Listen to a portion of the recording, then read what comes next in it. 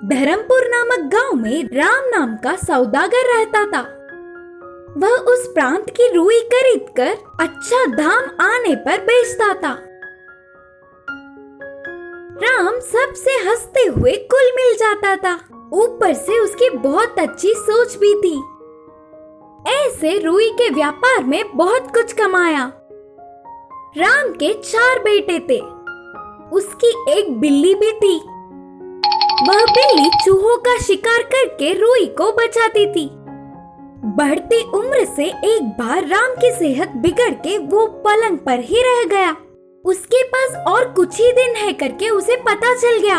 इससे राम ने अपने 4 बेटों को बुलाया और कहा, बेटो, हमारी संपत्ति और रुई के दुकान का ध्यान रखो। अपनी बुद्धि से काम लेना और मिलजुल कर आराम से रहो। इतने में उसकी पालतू बिल्ली उसके पलंग के पास आई। ये बिल्ली बहुत पहले से ही हमारे रुई को चूहों से बचा रही है। इस बिल्ली को 4 भाई बांट लेना। इसके आगे के 2 पैरों को 2 बड़े भाई और पीछे के 2 पैरों को 2 छोटे भाई बांट लो। ऐसे पूरे संपत्ति का बंटवारा करके कुछ ही दिनों में ही राम गुजर गया। पिता के बोलने के मुताबिक ही बिल्ली के 4 पैरों को 4 भाई बांटे। बड़ा, दूसरा, तीसरा, उन तीनों को थोड़ी कमाई होने पर सोने के कड़े बनवाए और चौथा मुसीबत में होने पर चांदी की कड़ी बनवाया और उनके हिस्सों में आई हुई बिल्ली के पैरों में उन्हें पहना दिया और प्यार से बिल्ली को पालने लगे। इसी तरह चलते चौथे के हिस्से के बिल्ली के पैर को छोटी सी चोट लगी और चिकित्सक के कहने पर तेल में एक कपड़ा भिगाकर बिल्ली के पैरों में बांधा। इससे अब वो बिल्ली लंगड़ाती हुई चल रही थी। एक दिन आधी रात को बिल्ली चलते हुए दिए पर गिरी। पैर के तेल के कपड़े को दिए का आग लगा और वो बिल्ली डर के चिल्लाते हुए रुई के रखे हुए कमरे में गई। बिल्ली के पैरों की आग पूरे रुई में फैल गई और कुछ ही देर में कमरे का पूरा रुई जलकर राख बन गया। तीनों बड़ों को छोटे पे बहुत गुस्सा आया। तुम्हारे हिस्से की बिल्ली के पैर के कपड़े से ही पूरा रुई जल गया और हमारा पूरा व्यापार नष्ट हो गया, बोला बड़ा भाई। फिर छोटे ने बोला, इस नष्ट का तू ही कारण है, तो अब इसका भरपाई भी तू ही कर। तीसरे ने कहा, तुरंत हमें हमारे पैसे नहीं दिए तो न जाने हम क्या कर बैठेंगे। उसके तीनों बड़े भाई उससे लड़ाई करने पर क्या करे, उसे कुछ समझ ही नहीं आ रहा था। आखिर में इस लड़ाई को सुलझाने के लिए 4 भाई रामन्ना के पास आए। उन्होंने चारों के बातों को सुनने पर तीनों बड़े भाइयों की लड़ाई उन्हें गलत लगी। उनकी गलती का एहसास कराने के लिए रमन्ना ने ऐसा कहा, बिल्ली रूही के कपड़े में लंगड़े पैर के अलावा बाकी 3 पैरों से ही चल कर गई। इससे तुम लोगों के हिस्से के पैरों से ही उस आग का दुर्घटना घटी। इसीलिए तुम तीनों को छोटे का ही भरपाई करना होगा, बोलकर रमन्ना ने इंसाफ किया। उनकी बातें सुनकर तीनों बड़े चौंक गए। रमन्ना की बात भी सच होने पर तीनों बड़े बिना कुछ कहे उधर से चले गए। अगले दिन रमन्ना ने 4 भाइयों को बुलवाया। तुम 4 भाई अपने अपनों में ही बिना लड़े साथ रहो करके तुम्हारी पिताजी की इच्छा थी। इसीलिए इस बिल्ली का भी तुम 4 भाई एक समान बांटो करके तुम्हारे पिता ने आखिर अब तो तुम लोग लड़ाइयाँ बंद करके मिलजुल कर व्यापार करके अच्छे अच्छे लाभ कमाओ और खुश रहो, बोलते हुए उनको समझाया। तब तीनों बड़ों को उनकी गलती का एहसास हुआ और तब से हमेशा मिलजुल कर व्यापार करके 4 भाई आगे बढ़े, अपने अपने परिवारों के साथ खुशी से जीने लगे। सोने के गड़े। विजयपुर नामक गांव में धर्म नाम का जमींदार रहता था। उनके पास राम और सोम नाम के 2 काम वाले थे। इतने सालों से वे दोनों उन पर ही निर्भर होकर काम कर रहे थे, इसीलिए वह जमींदार उनकी कुछ मदद करने की सोच रहा था। एक दिन उन 2 काम वालों को बुलाकर कहा, तुम लोग मेरे पास बहुत सालों से काम कर रहे हो, मैं अपने अपने पैरों पर खड़ा होते देख तुम्हारे बच्चे खुश होंगे। इसीलिए हमारे गांव की दक्षिण दिशा की खाली जमीन को तुम्हें दे रहा हूँ। तुम लोगों से जितना हो सके उतना लेकर खेती कर लो। घर के पेड़ों और पत्थरों को हटाने में तो थोड़ा समय लग ही जाएगा, इसीलिए 5 साल तक तुम्हारा कर्ज भी माफ कर रहा हूँ। बोलकर जमींदार ने कहा। जमींदार के बातों से दोनों काम वाले बहुत खुश हुए और तुरंत गांव से दूर उस खाली जमीन में जाकर आजू बाजू में दोनों ही 2-2 गज की जमीन ले लिए। वहाँ के जमीन पर खराब पत्थर और पेड़ों को हटाकर साफ कर रहे थे और ऐसे ही धीरे धीरे खेती का काम भी शुरू करने लगे। एक दिन राम अपने जमीन की खुदाई कर रहा था, तब अचानक उसे एक आवाज से उसके हल को कुछ लगा और उसे बाहर निकालने पर वह सोने के 2 घड़े थे। उनमें बहुत सारे सोने के जेवर भी थे।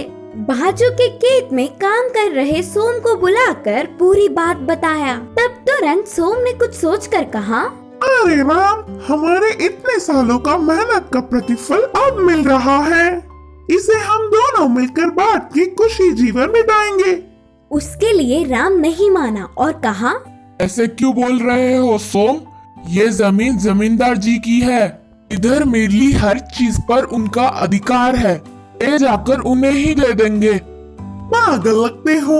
इन सोने के घड़ों के बारे में किसी भी नहीं पता, इसीलिए हम ही ले लेंगे। बोलकर सोम ने कहा, ठीक है, फिर आज रात तक सोच कर बताऊंगा। बोलकर उन्हें घर ले गया राम। राम पूरी रात बहुत सोचकर सुबह ही जमींदार के पास जाकर उन कीमती जेवरों को देकर खेत की ओर चल पड़ा। फिर राम को कोसता हुआ उसके जमीन में भी कुछ कीमती मिलेगा ही करके ध्यान से धीरे धीरे जगह जगह सोम ढूंढने लगा। उसकी सोच के मुताबिक ही दोनों सोने के घड़े उसे भी मिले और सोम की खुशी का हद ही नहीं रहा। बाजू के खेत के राम को यह बात पता ना चले, इसका ध्यान रखा और उन्हें घर ले जाकर छुपा दिया। वह पूरी रात सोम को नींद ही नहीं आई। अगले दिन सुबह ही बिना किसी को खबर पड़े शहर जाकर उन जेवरों को एक बड़े सेठ को दिखाकर और वह सेठ ने उन जेवरों की जांच करके नकली है बोलकर नक्की कर दिया। अब ना कुछ कर पाते हुए उदास होकर घर आ गया सोम। अगले दिन ही जमींदार ने अपने घर राम और सोम को बुलाया। जेवरों से भरी उन सोने के घड़ों को मैंने ही उस जमीन में गाड़ा था। मेरी इस परीक्षा में राम सफल हुआ। मुझे धोखा देने की सोचने वाले सोम की जमीन भी राम को ही दे रहा हूँ।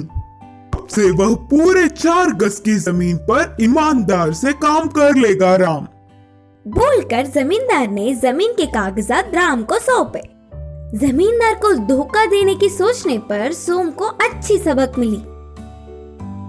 इस कहानी की सीख है कि दूसरों की चीजों पर बिना लालच किए ईमानदार रहना चाहिए। सेठ का लालच। विजयपुर नामक गांव में एक सेठ रहता था। वह बहुत ही कंजूस था। ज्यादा पैसे कमा सकते हैं करके रात में भी दुकान खुली रखता था। एक दिन रात में एक चोर भागते हुए आकर उस सेठ के दुकान में घुसा। चोर को देखते ही सेठ ने कहा, कौन है रे तू? बोलकर जोर से चिल्लाया। अरे जोर से मत चिल्लाओ सेठ जी, जमींदार जी के घर में चोरी करके आ रहा था तो मुझे काम वालों ने देख लिया और मेरे पीछे पड़ गए। अगर उन लोगों ने मुझे पकड़ लिया तो समझो मैं तो गया काम से। अगर आप उनके बाहर से मुझे बचाओगे तो मेरी चोरी की हुए पैसों में आधा हिस्सा आपको दूंगा। चोर ने कहा। पहले से ही सेठ लालची होने के कारण आधा हिस्सा बोलने पर चोर को बचाने के लिए राजी हो गया और एक कोने में छुपने के लिए चोर से कहा। उसी रास्ते से आए हुए काम वालों ने सेठ से चोर के लिए पूछा तो इधर इस तरफ तो कोई नहीं आया करके झूठ बोला। इससे वे लोग चोर को ढूंढते हुए दूसरा रास्ता पकड़कर चले गए। जमींदार के लोग चले जाने के बाद सेठ ने कहा, अरे ओ अच्छे चोर, मेरा आधा हिस्सा मुझे देकर चले जाओ। क्या चाहिए तुम्हें? तुम्हारा हिस्सा ही ना, ये लो। करके बोलते हुए चोर ने झोली से चाकू निकाला। चाकू को देखते ही सेठ डर गया। तुम्हें अगर तुम्हारे प्राणों पर आस है तो बिना चिल्लाए चुप रहो। बोलते हुए उस सेठ को कुर्सी से बांधकर उनके दुकान के पेटी के पैसे भी लेकर वह चोर भाग गया।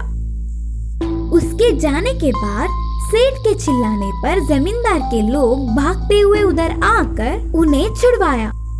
उसके पैसों की चोरी के बारे में उन्हें बोलने पर कहीं उसकी चोर की मदद करने वाली बात भी बाहर ना आ जाए, उससे और ज्यादा झंझट बढ़ेंगे करके इस डर से असली बात छुपाकर कुछ और बहाने बताते हुए उन्हें वापस भेज दिया। फिर बाद में चोरी के पैसों के लिए लालच करने पर उसकी मेहनत की कमाई भी खो गई करके बहुत उदास हुआ। गलत रास्तों से कभी भी पैसे नहीं कमा सकते करके उसको अच्छी सबक मिली। इस कहानी की नीति है कि दुष्टों की कभी भी मदद नहीं करना चाहिए।